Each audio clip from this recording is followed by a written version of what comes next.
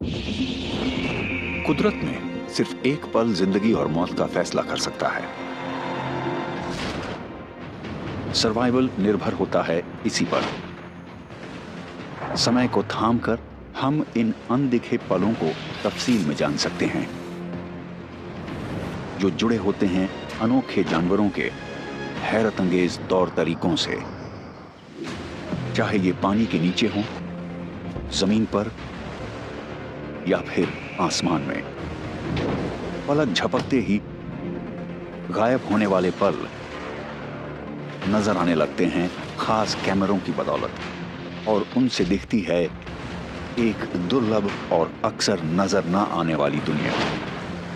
आप जानवरों की इस दुनिया को तब बार बार देख सकते हैं तो कुदरत की इस कमाल की इंजीनियरिंग और डिजाइन के राज जानिए। देखिए वाइल्ड लाइफ को कॉट इन मोशन में। Caught in motion.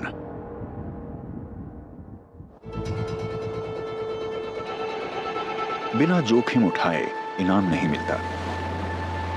करीब 50 करोड़ साल पहले जीवन ने एक दांव खेला और ये कामयाब रहा। पानी से जमीन पर आने के लिए बदलाव जरूरी था। जीवों में गिल्स की जगह फेफड़ों ने ले ली, फिन्स की जगह ली लिम्स ने। जल्दी ही कुदरत ने रफ्तार पकड़ ली। जमीन पर जिंदा रहने की ख्वाहिश जबरदस्त थी। जीव अब उनका वजन संभालने वाले पानी से विदा ले चुके थे, लिहाजा उन्हें ज्यादा मजबूत और दमदार स्केलेटन्स के साथ साथ इधर उधर आने जाने के नए तरीके ढूंढने की जरूरत थी। पानी से बाहर आने का इन्हें एक जबरदस्त फायदा मिला। जानकारी, हवा में आंखों की रोशनी में काफी सुधार हुआ। उनके आंदोलनों की रणनीति बनाने के लिए अधिक समय मिला, और ये शिकार और शिकारी दोनों के लिए एक बड़ा फायदा था। सूखी जमीन पर आने से जीवों के लिए जमीनी सरहदें फैलने लगी।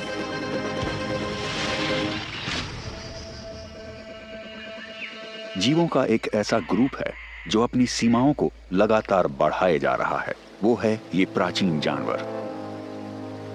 रिसर्च से पता चला है कि पिछले 20 करोड़ साल में इनके पूर्वज कम से कम 3 बार सूखी जमीन से पानी में और पानी से सूखी जमीन पर आने से जुड़ा बदलाव कर चुके हैं। लेकिन फिर मगरमच्छ पानी और जमीन दोनों पर रहने के लिहाज से ढल गए, और इस चॉइस के अपने फायदे और नुकसान दोनों हैं। जमीन पर रहने का बड़ा नुकसान यह हुआ कि इनकी रफ्तार घटी। एक लंबी और भारी भरकम बॉडी के साथ आना जाना मुश्किल था। पेट के बल रेंगना एक धीमा समाधान है। लेकिन जमीन पर होने का फायदा एनर्जी। रेप्टाइल्स क्योंकि एक्टोथर्म्स होते हैं, तो उन्हें अपने मेटाबॉलिज्म को एक्टिव रखने के लिए धूप सेंक कर अपने शरीर के तापमान को बढ़ाना होता है। एक बार शरीर रिचार्ज हो जाने पर इनकी रफ्तार भी बढ़ जाती है। इनका असली कमाल पानी में ही देखने को मिलता है। जमीन पर इनकी पूंछ, जो किसी भारी एंकर जैसी होती है, पानी में उतरते ही फौरन एक कमाल का पावर हाउस बन जाती है। और इनकी हमले वाली जगह होती है पानी का किनारा। घात लगाने वाले ये शिकारी कुदरती सबमरीन जैसे होते हैं, जो अपनी बॉयंसी को घटाने के लिए सांस बाहर निकाल देते हैं। आगे बढ़ते समय पानी इन्हें छिपा लेता है।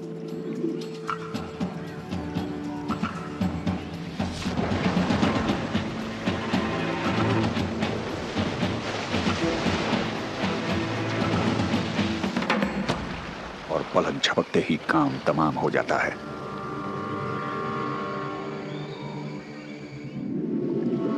अगर इन्हें नियमित रूप से खुराक मिलती रहे तो इनकी लंबाई 5 मीटर से भी ज्यादा हो सकती है। इन्हें अपने शरीर का काफी हिस्सा छिपाना पड़ता है। इनकी आंखें, नथुने और कान सिर के ऊपर मौजूद होते हैं, जिससे खारे पानी के मगरमच्छ सतह पर खुद को छिपाए रख पाते हैं। पानी के अंदर जाने पर इनकी बाइनोक्यूलर विजन इन्हें अपने टारगेट पर फोकस बनाए रखने में मदद करती है। फिर ये अपनी पूंछ को जोर से पानी पर मारकर तेजी से आगे बढ़ते हैं। ये ड्रैग को घटाने के लिए अपनी टांगों को सिकोड़ लेते हैं। 1 सेकंड से भी कम में ये 2 मीटर तक उछल सकते हैं। इनके जबड़े सबसे ज्यादा ताकत के साथ बंद होते हैं। खारे पानी के किसी मगरमच्छ के जबड़ों के बंद होने की ताकत 16,000 न्यूटन से ज्यादा बाइट फोर्स हो सकती है, यानी किसी बड़ी बिल्ली से 3.5 गुना ज्यादा। जबड़ों के एक दूसरे जोड़ की वजह से ये मुमकिन हो पाता है। इससे फोर्स समान रूप से फैलती है और शिकार को दबोचते वक्त इनके मुंह का ऐंठना रुक जाता है। इनके जबरदस्त जबड़ों में 60 से भी ज्यादा दांत होते हैं और हर एक के रिजर्व इसके गम लाइन में होती है, ताकि नए दांत घिसे हुए दांतों की जगह ले सकें।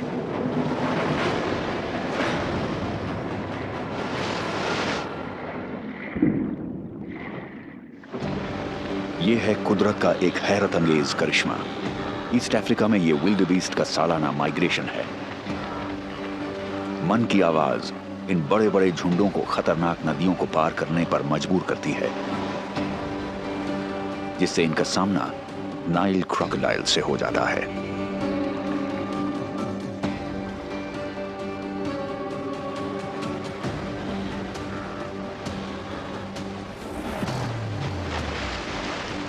यहां सरप्राइज और बेहिसाब ताकत का मेल दिखाई देता है और ये एक जानलेवा गठजोड़ होता है।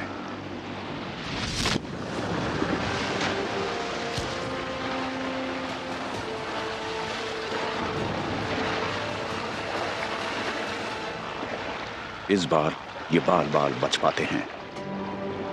जिंदा बचने वाले खुशकिस्मत नदी के ऊंचे किनारे पर पहुंचकर अपना आगे का लंबा सफर जारी रखते हैं।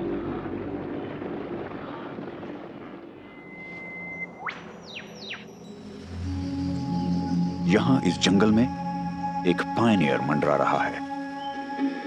ये मगरमच्छों से भी 2 गुना ज्यादा पुराना जीव है और ये इनवर्टिब्रेट्स करीब 43 करोड़ साल पहले भी पृथ्वी पर मौजूद थे। करीब से देखने पर सेंटीपीड्स यानी कनखजूरे सम्मोहक लगते हैं। कई कॉन्टैक्ट पॉइंट्स की वजह से इन्हें जैसे ग्रेविटी को मात देने वाली सुपर पावर्स मिलती हैं। कोई भी बाधा इनकी टांगों को रोक नहीं पाती है। सेंटीपीड्स छोटी ट्रेन्स जैसे होते हैं। इनके शरीर कई हिस्सों से बने होते हैं और हर कैरेज के पास अपनी टांगें होती हैं। शरीर के पिछले हिस्से में मौजूद टांगें ज्यादा लंबी होती हैं, जिससे पीछे वाले पैरों को चलने के लिए ज्यादा जगह मिलती है और टक्करों की गुंजाइश घटती है। जब कोई सेंटीपीड आगे बढ़ता है तो उसकी अंडुलेटिंग बॉडी उसकी रफ्तार को बढ़ाती जाती है। इनके मूवमेंट में तालमेल रखने के लिए बॉडी के हर हिस्से में एक गैंग्लियन होता है। ये एक छोटे दिमाग जैसा अंग है जो इनके पैरों को कंट्रोल करता है। जब मुख्य दिमाग आदेश देता है तो गैंग्लियंस टांगों को चलाने लगते हैं। हर सेगमेंट अपने एक्शंस की टाइमिंग उन सिग्नल्स के मुताबिक करता है जो अगले और पिछले पैरों को दिए जाते हैं, और इससे एक स्मूथ और रिदमिक मोशन बना रहता है। लेकिन ये मोशन बहुत जल्दी ही खतरनाक भी साबित हो सकता है। धीमी प्रतिक्रिया की वजह से ये शिकार फंस गया है। अपने फोसिप्यूल्स यानी अगली मॉडिफाइड टांगों के जरिए ये शिकार में दमदार जहर झोंक देता है। ये टांगे पिंसर जैसे एपेंडेजेस होते हैं। शिकार के निष्क्रिय हो जाने के बाद ये उसे खाना शुरू करता है। पत्तियों से भरी जमीन लड़ाई के एक मैदान जैसी होती है। यहां तेजी से बच निकलने का प्लान बहुत जरूरी होता है। अपने शरीर की लंबाई से 10 से 20 गुना ऊंचाई तक कूदना एक गजब की काबिलियत है, और ये ऐसे ही है जैसे कोई इंसान किसी बास्केटबॉल कोर्ट जितनी लंबाई को पार कर ले। ये एक ऐसा कारनामा है जिसे झिंगुर और ग्रासहॉपर्स 1 सेकंड के 30वें से भी कम हिस्से में अंजाम दे सकते हैं, और ये कारनामा इस हमले को नाकाम करने के लिए काफी है। एक ग्रासहॉपर की पिछली टांगें किसी गुलेल की तरह काम करती हैं। फ्लेक्सर मसल्स धीरे से सिकुड़ती हैं। इनकी निचली टांगों को बॉडी की तरफ खींचती हैं और ये उन्हें घुटने पर से मोड़ लेते हैं। इसके अंदर एक कुदरती स्प्रिंग संभावित एनर्जी को स्टोर करता है। खतरे से बचने के लिए पैरों की मसल्स को रिलैक्स किया जाता है और स्प्रिंग एनर्जी को रिलीज कर देता है। पैर पीछे की तरफ झटका देते हैं जिससे कीड़ा आगे और ऊपर की तरफ उछल जाता है। जमीनी हमले का खतरा लगातार बना रहता है। कैमोफ्लेज से चुपचाप हमला करने का फायदा मिलता है।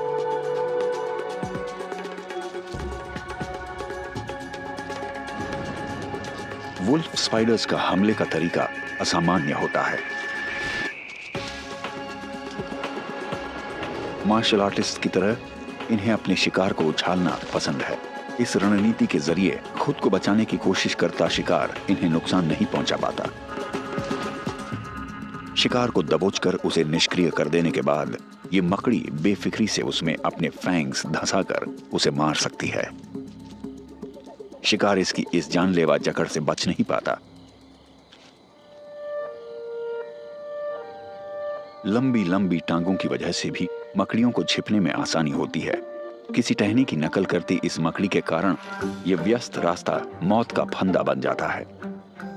अपनी टांगों से ये एक जाला सा बुन लेती है। अपने शिकार का पता लगाने के लिए इन मकड़ियों को कुदरत ने 8 आंखें दी हैं। इनमें से 2 काफी बड़ी होती हैं और कम रोशनी में भी बखूबी देख सकती हैं। आप इन्हें नाइट विजन गॉगल्स कह सकते हैं। कुल मिलाकर इसे 8 टांगों से लैस कुदरत का एक अनोखा करिश्मा कह सकते हैं। जाले बुनते समय मकड़ियां अपने पेट पर मौजूद एक अंग से धागा बनाती हैं। इसे कहा जाता है स्पिनरेट। जाला बनाने वाली मकड़ियों के पास एक अतिरिक्त अंग होता है, इसे कहते हैं क्रिबेलम, जो एक खास तरह का धागा बनाता है। मकड़ी इस चीज को निकालती है और फिर अपनी पिछली टांगों पर मौजूद कोम्स के जरिए एक लचीला जाला बना लेती है। पलक झपकते ही ये जाला खींचकर अपने मूल आकार का 2 गुना या 3 गुना तक हो सकता है। इसमें फौरन शिकार को फंसाया जाता है और ये इसकी लहराती टांगों में उलझा रहता है। अपने शिकार को समेटने के लिए ये मकड़ी और ज्यादा धागा निकालती है।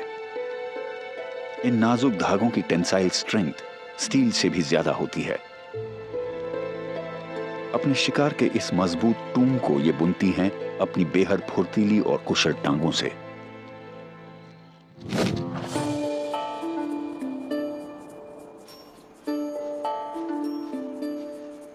जो जानवर विशाल और बेरहम जमीनी इलाकों में रहते हैं, उनके लिए फुर्तीले अंग बहुत जरूरी होते हैं। ऑस्ट्रेलिया के सबसे बड़े मैमल को कुदरत ने उसके माहौल के हिसाब से शारीरिक तौर पर खूबियां दी हैं। रेड कैंगरूज आउटबैक में घूमते रहते हैं। मॉब्स कहलाने वाले इनके झुंडों में 100 तक सदस्य हो सकते हैं।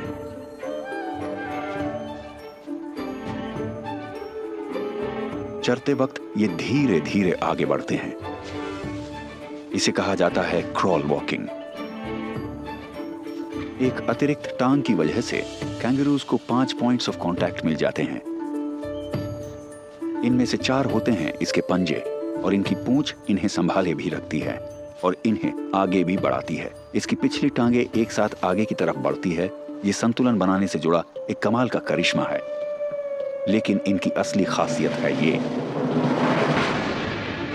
पूरी रफ्तार पर ये एक छलांग में 7 मीटर से भी ज्यादा फासला तय कर सकते हैं। खुराक और पानी की कभी न खत्म होने वाली खोज के दौरान लंबी दूरियां तय करने के लिए ये खूबी बेहतरीन है। इनकी इन गजब की छलांगों को ताकत मिलती है बेहद एफिशिएंट इलास्टिक एनर्जी से।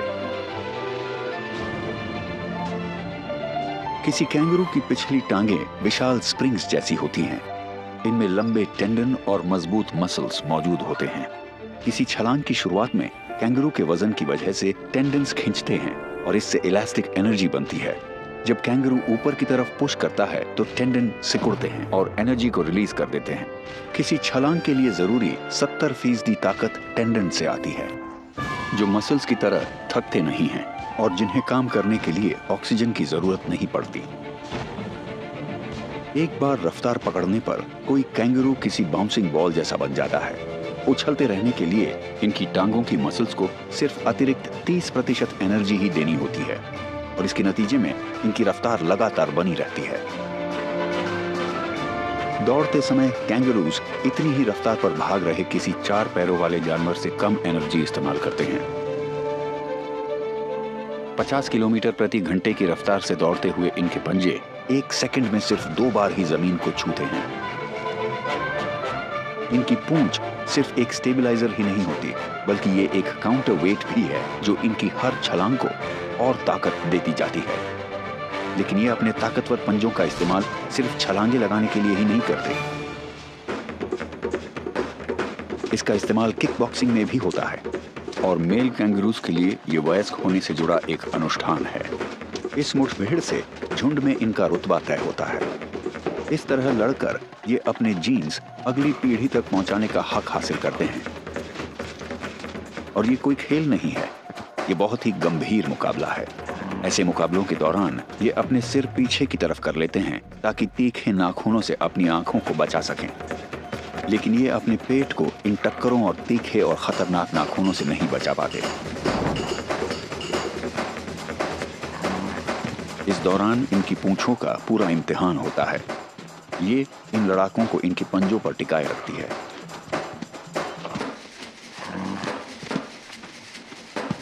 जरा सी बढ़त भी मुकाबले का रुख बदल सकती है। जब ये अपने पैरों से खूब लड़ झगड़ लेते हैं तो भी जीतने वाला मामले को सावधानी से खत्म कर देता है। जमीन पर रफ्तार कई तरह से हासिल की जा सकती है। जरूरी नहीं कि ऐसा टांगों से ही हो। 20 किलोमीटर प्रति घंटा की रफ्तार काफी ज्यादा होती है। सब सहारन सवाना में रहता है दुनिया के सबसे तेज रफ्तार सांपों में से एक। नाम है ब्लैक मांबा। ये नाम डर पैदा करने के लिए काफी है। ये सांप गर्दन से अपनी मसल्स को सिकोड़ता है और फिर शरीर में खास तरह की लहरें भेजता है और इससे एस अक्षर के आकार के मोड़ पैदा होते हैं। रास्ते में पड़ने वाली हर बाधा के हिसाब से ये शरीर को मोड़ता हुआ आगे बढ़ता जाता है।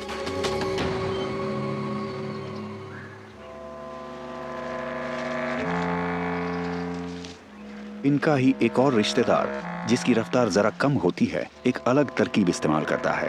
पफ एडर चलने के लिए ज्यादा सरल तरीका इस्तेमाल करते हैं। ये किसी कैटरपिलर की तरह रेक्टिलिनियर मोशन को अमल में लाते हैं। स्कूट्स कहलाने वाले बड़े बेली स्केल्स जो पीछे और नीचे की तरफ पुश करते हैं, इस वाइपर को आगे बढ़ाते रहते हैं। जब ये आगे बढ़ता है तो इसकी साइड में मौजूद कील्ड स्केल्स हिलते डुलते रहते हैं। इनके किनारे एडर को अतिरिक्त ग्रिप देते हैं।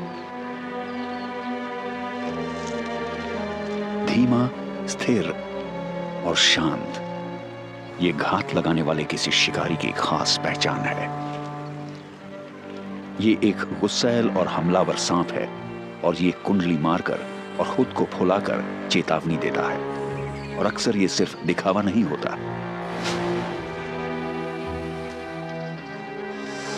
ये 1 सेकंड के चौथाई हिस्से में हमला कर देता है। पफ एडर्स का ये नाम लैटिन है जिसका मतलब है जोरों से हमला करना। ये हमले में इस्तेमाल करते हैं अपने फैंग्स और ये इतने ज्यादा खुल जाते हैं कि लगता है अपनी जगह से अलग ही हो गए हो। हमला करते समय फैंग्स में जमा एनर्जी किसी स्प्रिंग की तरह काम करती है जिससे ये अपने फैंग्स से जानलेवा जहर इंजेक्ट कर देता है और इसकी रफ्तार होती है 1 सेकंड में 72 मीटर। काटने के बाद इसके फैंग्स फिर से अपनी जगह लौट जाते हैं।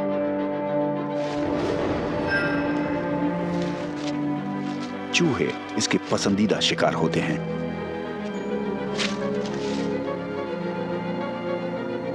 एडर अपने शिकार के ऊपर मंडराता रहता है और इंतजार करता है। इस बीच इसका दमदार जहर अपना असर बढ़ाता है।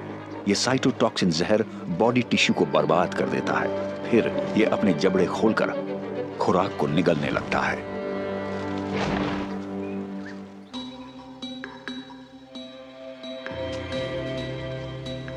शिकारी जवाबी हमला भी कर सकता है।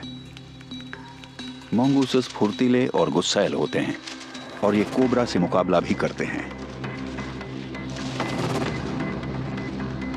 इनके झुंड आसपास मंडराकर सांपों की ताकत बर्बाद करते रहते हैं। सिर्फ इस तरह फन फैलाने से ही हमले को टाला नहीं जा सकता, पर इनके पास एक प्लान और है। इस तरह सुरक्षित दूरी से खतरे को बेअसर करना। मोजाम्बिक स्पिटिंग कोबरा के जहर से दर्द होता है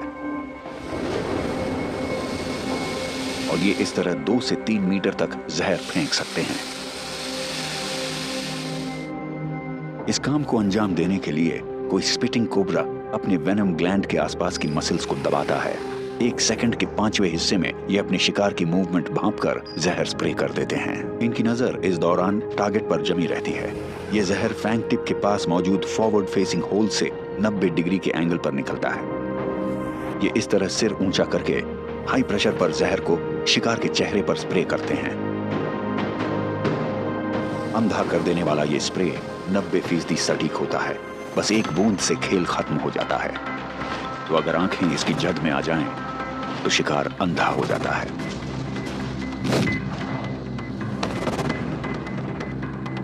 और इस तरह के डिफेंसिव डिस्प्ले से कोबरा को बच निकलने का समय मिल जाता है।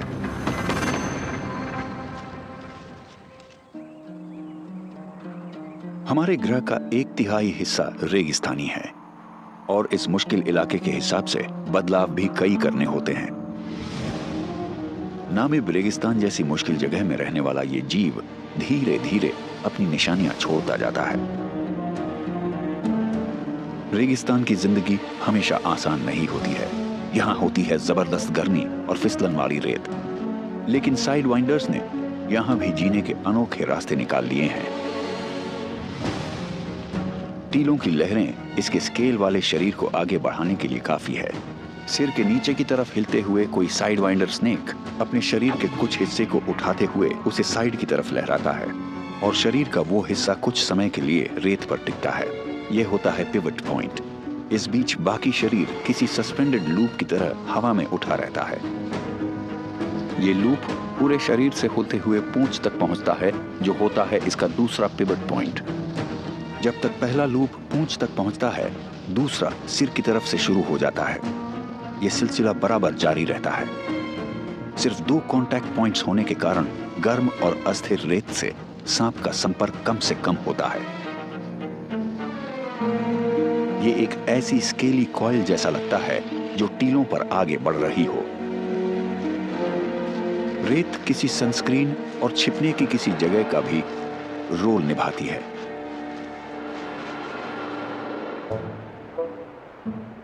रेत पर इतनी ही सक्रिय नजर आती है गोल्डन व्हील स्पाइडर। इसका पीछा कर रहा है एक स्पाइडर वॉस्प। ये बेरहम पैरासाइट एक खतरनाक मिशन पर है। ये अपने अंडे देने के लिए रेगिस्तान में किसी होस्ट को ढूंढ रहा है। इसका शिकार बन सकने वाली मकड़ी फुर्ती से छिपने की जगह बना रही है। गोल्डन व्हील स्पाइडर्स खोदने में माहिर होती हैं। सिल्क से सुरक्षित इनके बिल टीलों में आधा मीटर की गहराई पर होते हैं।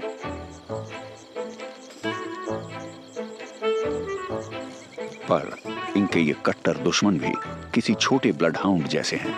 इन स्पाइडर्स की खोदने की काबिलियत कमाल की है। ये किसी बंकर में घुसने के लिए 10 लीटर तक रेत हटा सकते हैं। रेत का ये वजन इनके वजन से 80,000 गुना ज्यादा होता है। जिंदा ही अंदर से खाए जाने से बचने के लिए अब वक्त है जान बचाकर भागने का। सुरक्षित बच निकलने का एक जबरदस्त प्लान। ये रेतीले टीलों पर से 1 सेकंड में 20 चक्कर खाते हुए लुढ़कती जाती है। टीलों की तीखी ढाल इनके बड़े काम आती है। ये है ना कमाल का बचाव।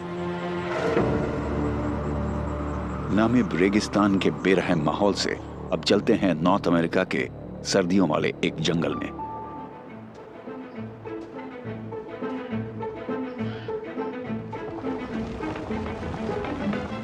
जगह बदलती रेत की ही तरह बर्फ भी अस्थिर होती है। बस इस सफेद पाउडर में सरप्राइज जरा दूसरे किस्म के होते हैं। यहां छिपी होती हैं ऐसी खुराकें जिनका पता ये मैमल्स अपने संवेदनशील कानों के जरिए लगा लेते हैं। ये करिश्मा है माउस पाउंड्स।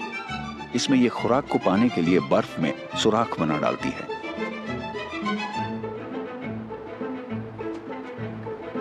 कमाल की बात यह है कि ऐसे ज्यादातर पाउंसेस की दिशा उत्तर पूर्व की ओर मुंह करके होती है और ये दिशा मैग्नेटिक नॉर्थ से 20 डिग्री हटकर होती है। रिसर्चर्स को लगता है कि लोमड़ियां किसी रोडेंट की पोजीशन को ट्रायंगुलेट कर लेती है। शिकार की आवाज सुनने के साथ साथ ये ऐसी जगह भी तलाशती रहती है जहां आवाज का कोण और मैग्नेटिक फील्ड का ढाल मेल खा जाए। किसी रेंज फाइंडर की तरह इस जानकारी से इन्हें लक्ष्य तक की दूरी का पता चल जाता है और फिर ये बर्फ में गोता लगाकर शिकार को दबोच लेती है। इस तरह जिस सीजन में खुराक मुश्किल से मिलती हो, ऐसे में अपने अंदर के कंपस की आवाज सुनकर इसका पेट भर जाता है।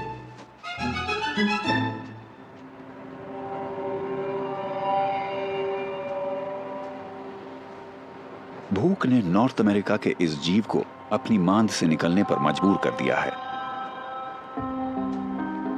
गहरी बर्फ बॉबकैट के लिए चुनौती साबित हो सकती है।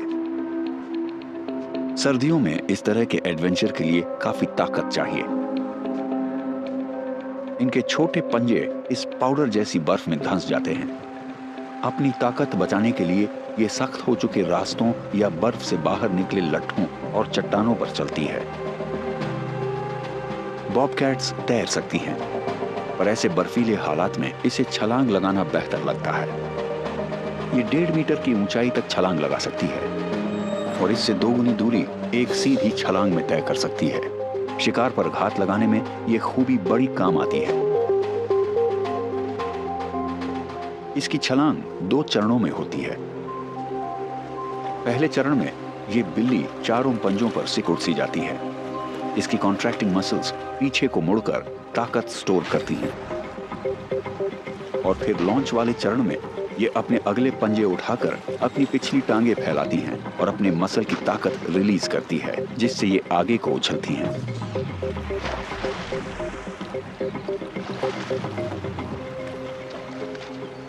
बेहद ठंडे और तेज पानी में ये काम आसान तो नहीं होता, पर वो इस जोखिम को उठाती जरूर है।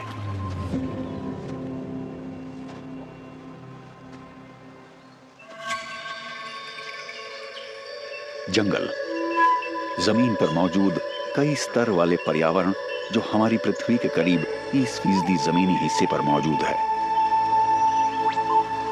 पर इन हरे भरे पर्यावासों में एक से दूसरी जगह जाने के लिए फुर्ती चाहिए।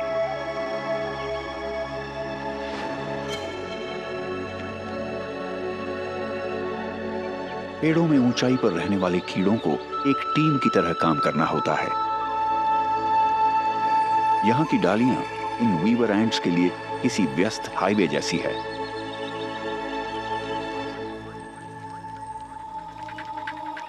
कॉलोनी के बाहरी हिस्से में एक स्काउट को एक मुश्किल नजर आती है। यहां उसे मिलता है खतरनाक घुसपैठियों का एक जत्था। यह है ट्रैप जॉ एंट्स। इनके मैंडिबल्स 1 सेकंड में 65 मीटर की रफ्तार से काटते हैं और ये सबसे तेज शिकारी अंगों में शुमार हैं। आमतौर पर किसी चींटी के जबड़े यूं फैले रहते हैं 180 डिग्री पर।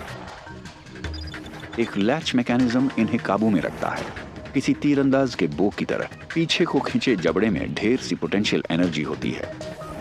मैंडिबल्स पर मौजूद महीन बालों की कतारें बतौर ट्रिगर काम करती है। जरा सी हलचल से भी लैच सक्रिय हो जाता है और जबड़ा जबरदस्त तरीके से बंद हो जाता है। 1 मिलीसेकंड के भी 10वें हिस्से में इनके जबड़े किसी चाकू की तरह शिकार के अंग काट सकते हैं या जबरदस्त जकड़ बना सकते हैं। लेकिन कुछ हमलों के जवाब भी दिए जाते हैं। वीवर एंट बेशक जकड़ में है, पर निष्क्रिय नहीं। जवाबी हमले में यह अपनी वेनम ग्लैंड से फॉर्मिक एसिड छोड़ती है और फिर हमलावर फौरन ही बचाव की मुद्रा में आ जाता है। खतरा पेश होने पर कोई ट्रैप जो एंट बड़ी तेजी से खतरे से दूर हो जाती है। इस झटके की ताकत चींटी के वजन से करीब 400 गुना ज्यादा होती है, जिससे ये अपनी जान बचा लेती है।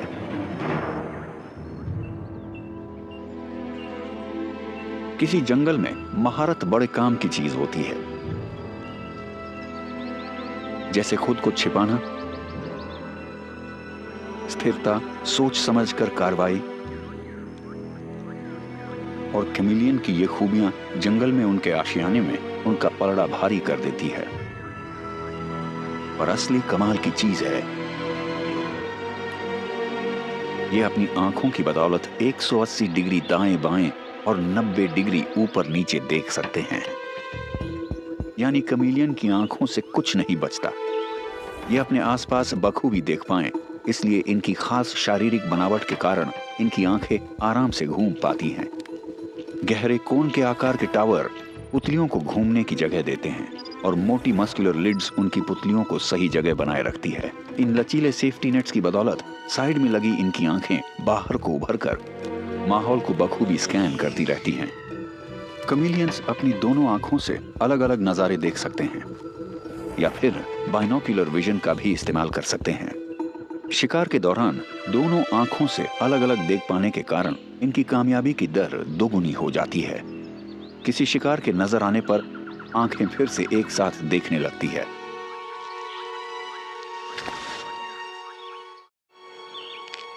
संभावित खुराक तक पहुंचने के लिए ये भी जंगल की ताल के साथ ताल मिलाते हैं। शरीर का आगे पीछे हिलाना हवा से हिलने वाली डालियों से मेल खा जाता है। फिर ये जैसे फ्रीज हो जाते हैं और उसके बाद ये किसी स्पोर्ट्स कार से भी दोगुनी रफ्तार पर अपनी जीभ निकालते हैं। किसी कैमेलियन की जीभ का छोर होता है चिपचिपा, साथ ही इसमें होती हैं एक्सेलरेटर और रिट्रैक्टर मसल्स। जीभ को तेजी से बाहर निकालने के लिए मसल्स को सिकोड़ा जाता है, जिससे इलास्टिक टिश्यू खींचकर पोटेंशियल एनर्जी को स्टोर करते हैं। छोर पर लगा हुआ पैड चिपचिपा भी होता है और दमदार भी। फिर रिट्रैक्टर मसल्स सिकुड़ते हुए शिकार को खींच लाती हैं।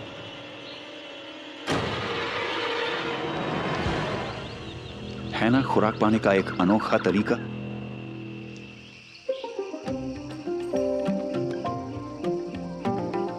जमीन पर मौजूद 80% जीव जंगलों में रहते हैं। सेंट्रल अमेरिका के पेड़ों की चोटियों पर स्पाइडर मंकी अपने करतब दिखाते रहते हैं।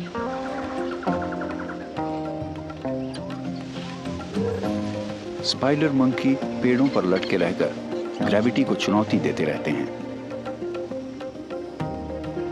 इसका श्रेय जाता है इनके लचीले लिम्स, तेज नाखून वाले हुक जैसे हाथों और पकड़ बनाने वाली पूंछ को।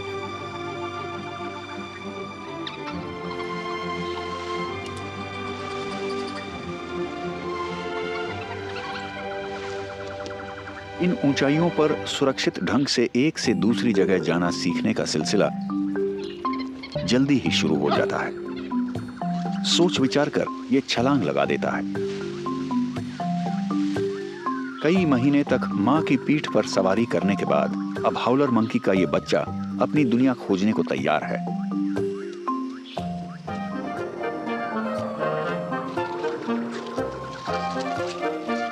पर सही लैंडिंग के लिए प्रैक्टिस चाहिए।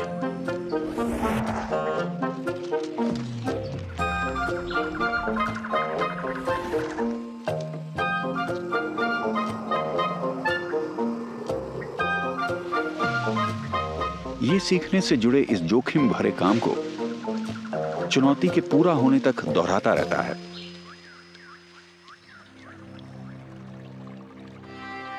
पैसिफिक के पार ऑस्ट्रेलिया में देखने को मिलती है हवाई करतब दिखाने वाली ओशिया जंपिंग स्पाइडर।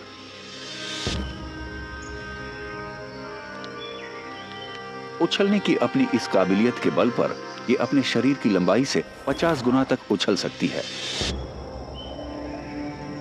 इस मकड़ी की टांगें मिनी पिस्टन्स की तरह होती हैं, जिन्हें ताकत मिलती है हाइड्रोलिक प्रेशर से। अपने लिम्स को आगे बढ़ाने के लिए मकड़ियां अपने बीच वाले हिस्से में प्रेशर बढ़ाती हैं, जिससे उनका बॉडी फ्लूइड हीमोलिम्फ चारों ओर फैलने लगता है। इस फ्लूइड के इनकी टांगों में पहुंचने से उनकी लंबाई बढ़ जाती है। साथ ही मकड़ी अपने लेग मसल्स को मोड़कर इलास्टिक एनर्जी पैदा करती है। रिलैक्स करने पर यह एनर्जी रिहा होने लगती है। प्रेशराइज्ड लेग्स फैल जाती हैं और ये उछल जाती है। किसी पैराशूट के बजाय ये मकड़ी एक सिल्की ड्रैग लाइन निकालती है। ये एक नाजुक मगर असरदार ब्रेक का काम करती है। इनके कूदने का एक मकसद है, अपने से बड़े जहरीले शिकार पर खतरनाक हमला करना।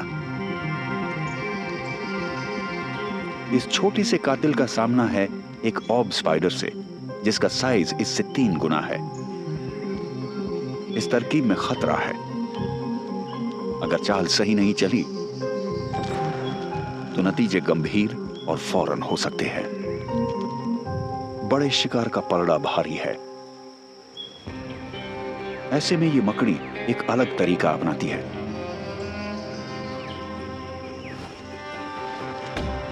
पीछे से हुए हमले से और लाचार हो जाती है। पोर्शिया का खतरनाक जहर इस तरह के बड़े दुश्मनों पर भी भारी पड़ता है। सुरक्षित जगह पहुंच जाने के बाद यह सुकून से अपनी कामयाबी का मजा लेती है।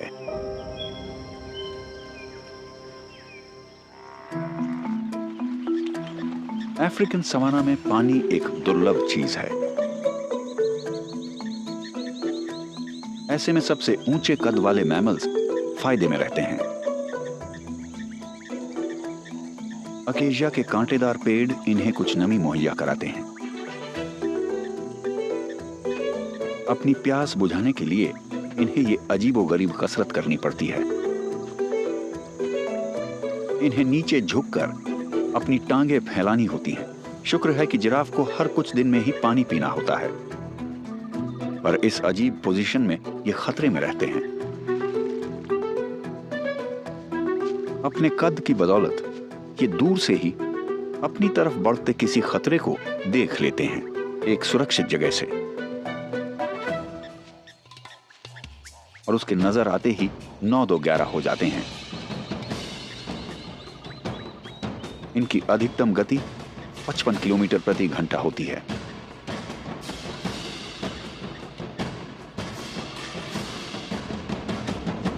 जिराफ दुनिया में सबसे लंबी टांगों वाले जानवर हैं। किसी अडल्ट जिराफ की टांगों की लंबाई होती है 1.8 मीटर। इनकी अगली टांगें लंबी लगती हैं, पर पिछली और अगली टांगों के बीच फर्क होता है सिर्फ 10% का, और ये बड़े अजीब ढंग से चलते हैं। ये शरीर की एक ही साइड की दोनों टांगों को एक साथ मूव करते हैं। इनकी गर्दन में सिर्फ 7 सर्विकल वर्टिब्रे होती हैं, यानी ज्यादातर जानवरों जितनी ही, पर हर वर्टिब्रे की लंबाई होती है करीब 25 सेंटीमीटर, जिससे इनकी गर्दन की लंबाई हो जाती है लगभग 2 मीटर। वर्टिब्रे को जोड़ने वाले स्पेशल बॉल और सॉकेट जॉइंट्स से जिराफ की गर्दन को कमाल का लचीलापन मिलता है। ये इसे 360 डिग्री के कोण पर घुमा सकते हैं। कुदरत ने बेशक इन्हें हड्डियों वाले 2 ऑसिकोन्स दिए हैं, पर ये इनके बुनियादी हथियार नहीं हैं।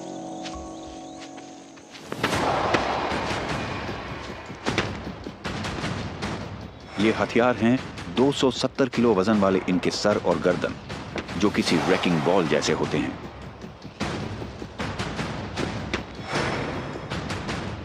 इन दोनों की आपस में जबरदस्त टक्करें होती हैं। इस एक्शन को कहा जाता है नेकिंग, और ये मुकाबला दबदबा कायम करने को लेकर हो रहा है। मिलन का हक पाने के लिए जबरदस्त मुकाबला चल रहा है। ऐसे मुकाबलों में जबड़ों और गर्दनों का टूटना आम बात है।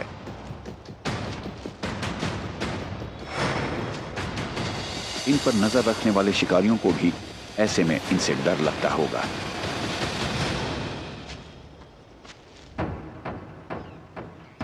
अफ्रीका के खुले और विशाल मैदान इन तेज तर्रार फीलाइंस के लिए बेहतरीन रेस ट्रैक जैसे हैं।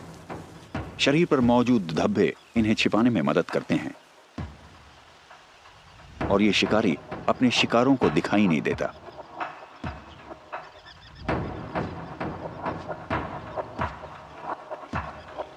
ये हल्की आवाजों को भी सुन सकते हैं। इनकी आंखें 5 किलोमीटर तक भी साफ साफ देख सकती हैं।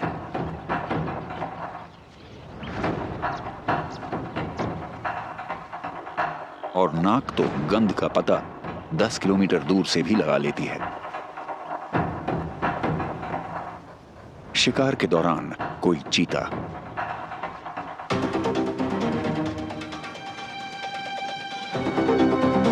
2 सेकंड में 70 किलोमीटर प्रति घंटा की रफ्तार हासिल कर सकता है। फिर इसकी रफ्तार और बढ़ने लगती है। ये एक छलांग में 7 मीटर कवर कर सकता है।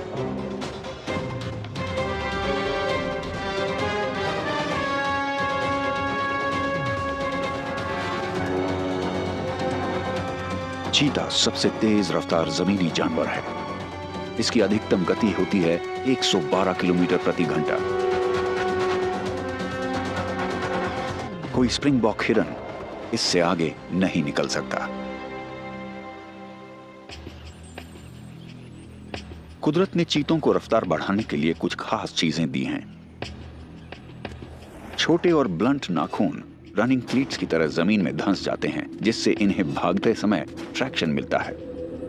पंजों के नीचे मौजूद पैड किसी टायर की तरह मुड़ते समय स्थिरता देते हैं।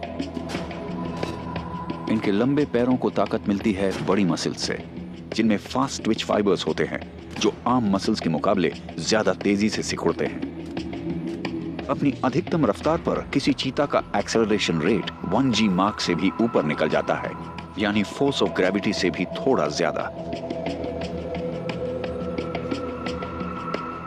शिकार करते किसी चीता के लिए पीछा करने वाला चरण भी रफ्तार जितना ही अहम होता है।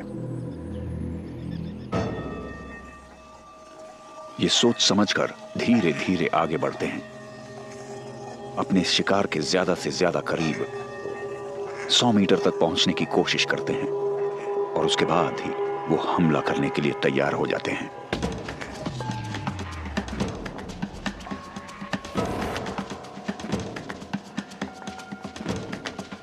रफ्तार के मामले में तो जैसे कुदरत ने चीते को सारी कायनात ही दे डाली है। इसका स्केलेटन लंबा और हल्का होता है। इसकी स्पाइन बहुत ही लचीली होती है, जिससे दौड़ने के दौरान ये ज्यादा खिंच पाती है, जिससे इसे लंबी छलांग और रफ्तार मिल पाती है।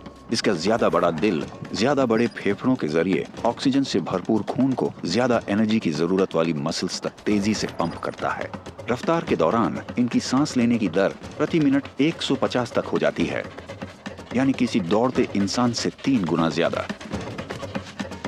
इनकी लंबी पूंछ इन्हें स्थिरता देती है और तेजी से मोड़ काटते समय संतुलन भी।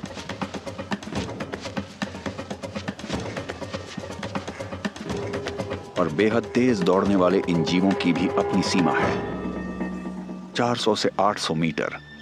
इसके बाद इनका शरीर ओवरहीटिंग और थकान से बचने के लिए हार मानने लगता है।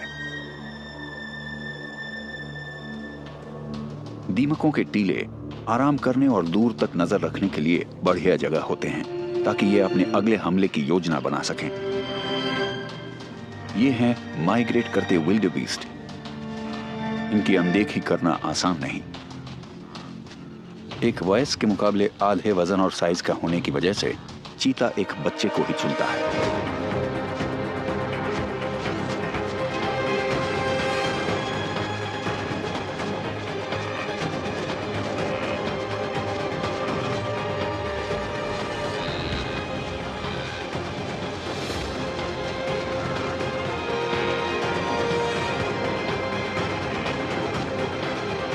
पर किसी मां के प्यार को कभी कम करके नहीं आंका जाना चाहिए।